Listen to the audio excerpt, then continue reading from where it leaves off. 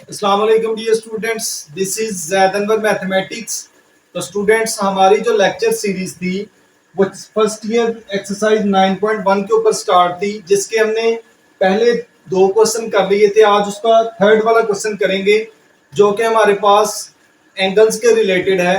तो students, lecture start करने से पहले अगर आपने अभी तक हमारा चैनल सब्सक्राइब नहीं किया तो काइंडली चैनल सब्सक्राइब करें ताकि हमारी हर आने वाली नई अपडेट आप तक बआसानी पहुंच सके।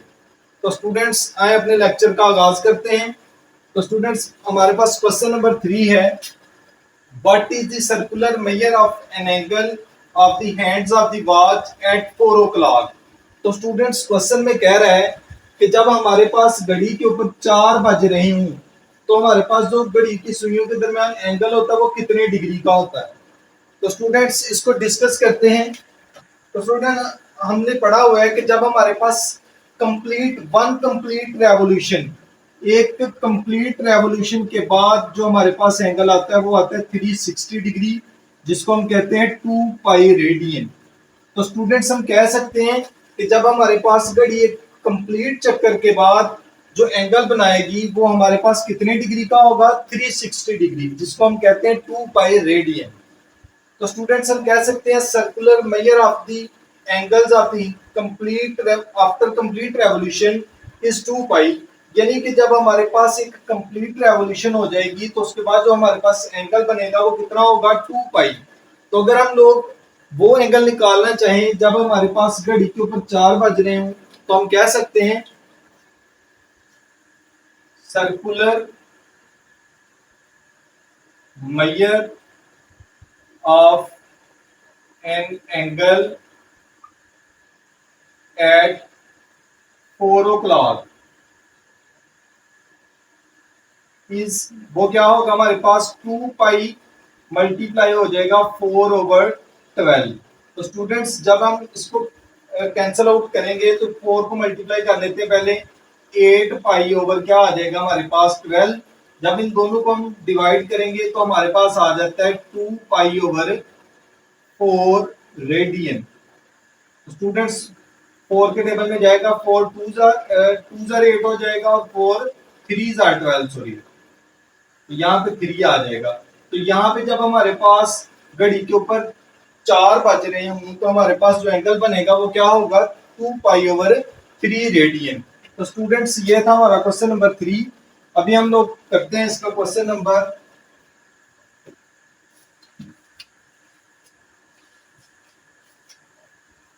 4। क्वेश्चन नंबर 4 है हमारे पास कि हमने थीटा फाइंड आउट करना है, जबकि हमारे पास लेंथ दी है 1.5 सेंटीमीटर और रेडियस हमारे पास है 2.5 सेंटीमीटर। तो स्टूडेंट्स, क्वेश्चन हमारा आर्क लेंथ के रिलेटेड है कि जब हमारे पास सर्कल की आर्क लेंथ हो 1.5 सेंटीमीटर, रेडियस उसका हो 2.5 सेंटीमीटर, तो जो हमारे पास थीटा एंगल होगा उसको हमने फाइंड आउट करना है। तो स्टूडेंट्स, अगर याद हो तो हमने प्रीवियस लेक्चर में दो फार्मूले प्रूव किए थे।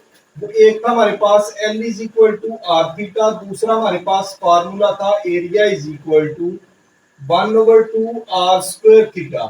तो स्टूडेंट्स, ये दो फार्मूले हमने प्रूव किए थे।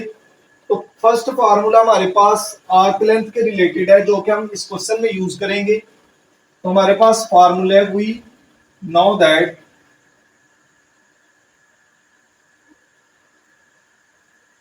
L is equal to r theta. तो स्टूडेंट, सारी वैल्यू पुट कर देते हैं इधर। हमारे पास पुट L आ जाएगा हमारे पास 1.5 centimetre, R is equal to 2.5 centimetre, तो ये हमारे पास बन जाएगा 1.5 is equal to 2.5 into theta. तो स्टूडेंट्स, हमने थीटा निकालना है, तो ये हमारे पास 2.5 इधर आके डिवाइड हो जाएगा ओवर 2.5। तो थीटा हमारे पास आ जाता है, अगर इन दोनों को डिवाइड करें हम लोग कैलकुलेटर से, 1.5 डिवाइड 2.5, तो ये हमारे पास आ जाता है 0.6 रेडियन। तो स्टूडेंट्स, एंगल हमने पढ़ा था कि जब हमारे पास L is equal to r theta हो या area is equal to 1/2 r square theta हो, तो एंगल थीटा जो है वो हमेशा हम किस में यूज करते हैं, रेडियन में। तो हमारे पास जो थीटा का यूनिट होगा वो रेडियन होगा, डिग्री नहीं होगा। तो यहाँ पे हमारे पास सेकंड पॉइंट इसका देखते हैं।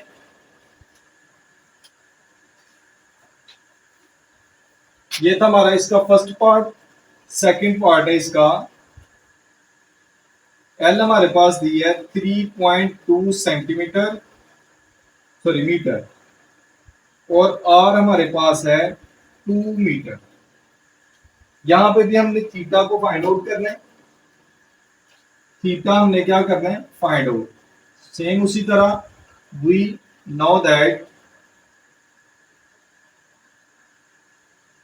एल हमारे पास होगा आर थीटा की इक्वल। तो वैल्यू पुट कर देते हैं इधर। एल की वैल्यू है 3.2 और रेडियस हमारे पास है 2 थीटा। तो थीटा हमारे पास आ जाता है 3.2/2। तो स्टूडेंट्स यहाँ पे जो हमारे पास थीटा रह जाएगा,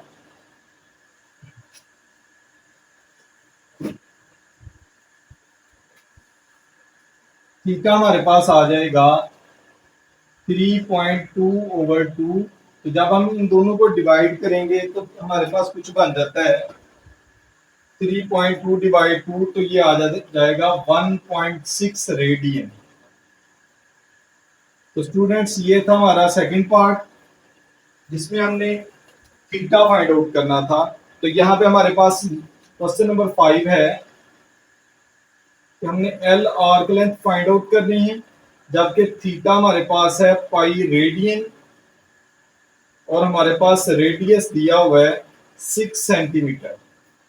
तो स्टूडेंट्स सेम उसी क्वेश्चन की तरह फार्मूला हमारे पास वही यूज होगा, बस हमने उधर इस फार्मूले में थीटा निकालना था, यहाँ पे हमने आर्क लेंथ निकालनी है।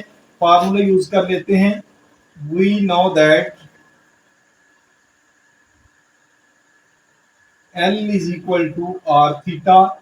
तो यहाँ पे पुट कर देते हैं वैल्यू। L की हमने फाइंड आउट करनी है, R हमारे पास है 6 और थीटा हमारे पास है पाई। तो स्टूडेंट्स हमारे पास पाई की वैल्यू जो होती है वो होती है 3.14।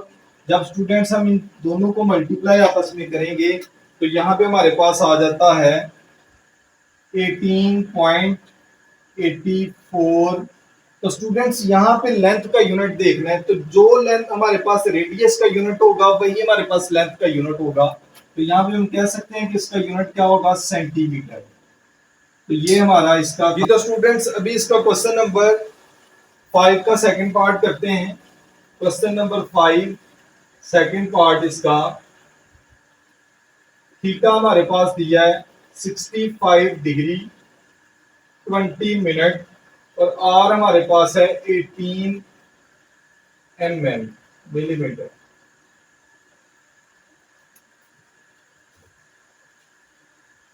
जी तो स्टूडेंट्स एल हमने फाइंड आउट करना, इधर सेम वही फार्मूला अप्लाई कर लेते हैं, लेकिन सबसे पहले हमने ये जो सक्सेसिवल मेजरमेंट्स में एंगल दिया हुआ है, सबसे पहले हम मिनट को डिग्री में चेंज करेंगे, फिर डिग्री जो हमारे पास आएगा उसको रेडियन में चेंज करेंगे। क्योंकि जब हमने फार्मूला पढ़ा था L is equal to r theta, तब हमने वहां पे डिस्कस किया था कि जो हमारे पास एंगल थीटा है वो हमेशा किस में यूज होगा, रेडियन में। तो यहाँ पे एंगल डिग्री में दिया हुआ है, इसको हम हरगिज भी इस्तेमाल नहीं कर सकते जब तक हमारे पास ये किस में चेंज नहीं हो जाता, रेडियन में। तो स्टूडेंट्स इसको चेंज कर लेते हैं पहले। थीटा हमारे पास है 65 डिग्री और 20 मिनट। तो ये आ जाएगा थीटा हमारे पास 65 डिग्री प्लस 20 मिनट।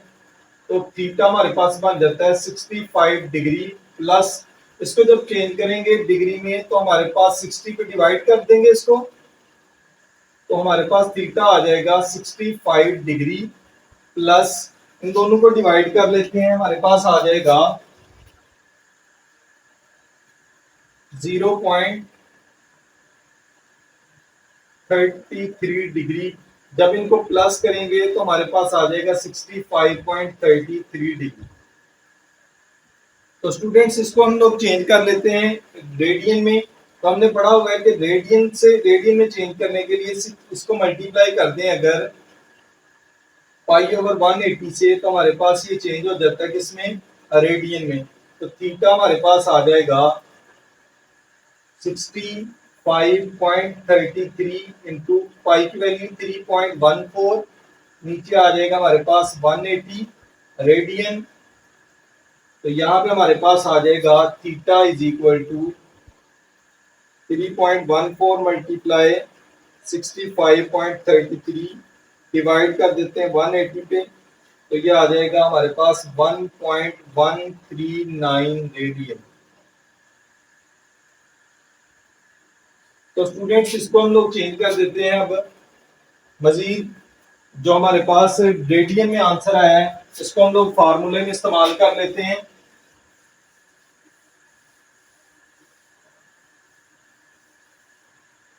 ये तो स्टूडेंट्स हमारे पास फार्मूला था L is equal to r theta.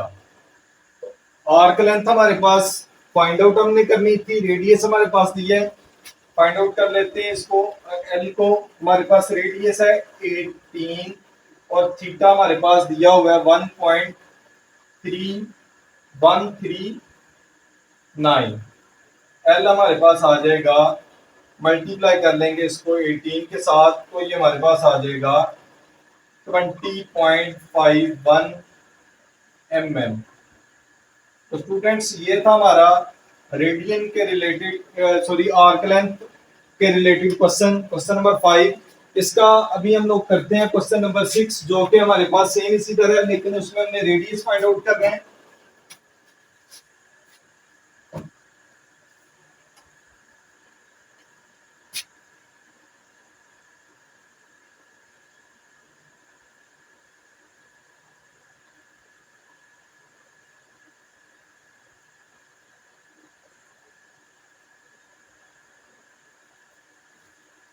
जी तो स्टूडेंट्स ये हमारे पास सेम इसी क्वेश्चन की तरह है, बस थोड़ा सा इसमें डिफरेंस ये है कि यहाँ पे हमने आर्क लेंथ फाइंड आउट करनी थी, इस क्वेश्चन में हमने थीटा फाइंड आउट करना था। अब जो नेक्स्ट हमारे पास 6 वाला क्वेश्चन है, इसके पहले पार्ट में हमने रेडियस फाइंड आउट करना है। तो स्टूडेंट्स हम फार्मूला यूज कर लेते हैं। We know that L is equal to r theta. तो यहाँ पे हमारे पास L की वैल्यू है 5, आर हमने फाइंड आउट करना है, थीटा हमारे पास दिया है 1/2। तो स्टूडेंट्स आर फाइंड आउट करना है, तो ये 2 हमारे पास इधर डिवाइड हो रहा है, इधर आके मल्टीप्लाई हो जाएगा, आर आ जाएगा हमारे पास 5 × 2, आर हमारे पास आ जाता है 10 सेंटीमीटर। जो हमारे पास आर्क लेंथ का यूनिट होगा, सेम वही यूनिट हमारे पास किसका होगा, रेडियस का। तो स्टूडेंट्स ये था हमारा क्वेश्चन नंबर 6 का पहला पार्ट। सेकंड पार्ट सेम इसी तरह का है। कल हमारा जो लेक्चर होगा वो हमारा होगा क्वेश्चन नंबर 7 के ऊपर, जो कि हमारे पास सेम इसी तरह, लेकिन जरा थोड़ा सा डिफरेंस है उसमें, क्योंकि वो स्टेटमेंट वाला क्वेश्चन है। तो तब तक के लिए आप लोगों के पास इसका सेकंड वाला पार्ट एज अ प्रैक्टिस है। अगर किसी क्वेश्चन में कोई मसला हो तो हमें कमेंट करके जरूर बताइएगा, ताकि आपका मसला हल किया जा सके। तब तक के लिए इजाजत चाहूंगा। अल्लाह हाफिज।